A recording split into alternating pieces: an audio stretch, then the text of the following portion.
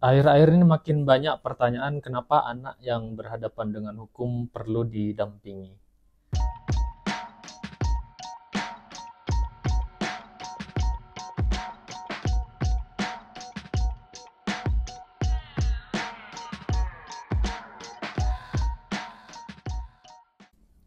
Akhir-akhir ini makin banyak pertanyaan kenapa anak yang berhadapan dengan hukum perlu didampingi.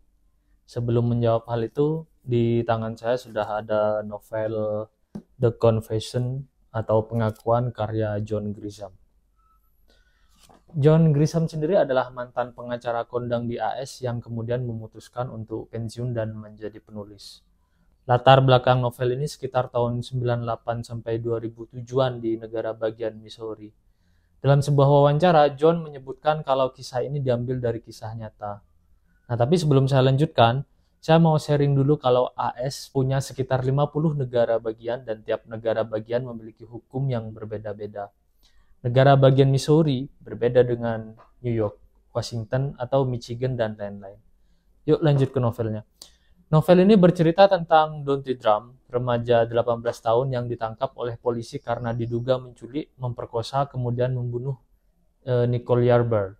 Nicole sendiri adalah teman SMA Donty dan sekaligus seorang cheerleaders atau pemandu sorak. Ia pernah menolak cinta Donty. Suatu malam, Nicole pergi menonton bioskop bersama teman-temannya, hingga keesokan harinya Nicole tak kunjung pulang. Ia menghilang begitu saja. Terakhir kali teman-teman Nicole melihatnya sedang menuju parkiran mobil.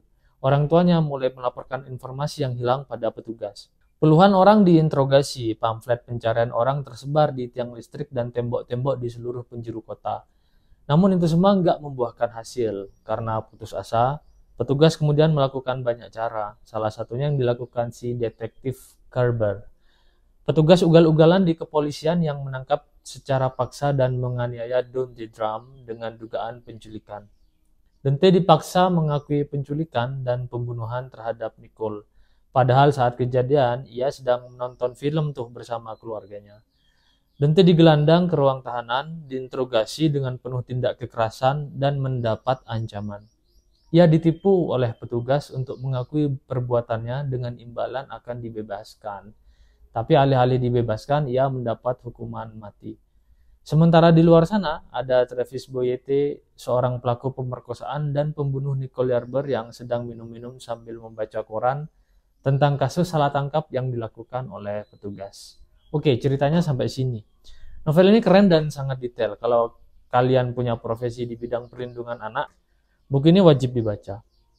Nah, dari cerita ini kita tahu kalau secara garis besar, satu, akan selalu ada mekanisme atau aturan yang nggak optimal implementasinya di lapangan.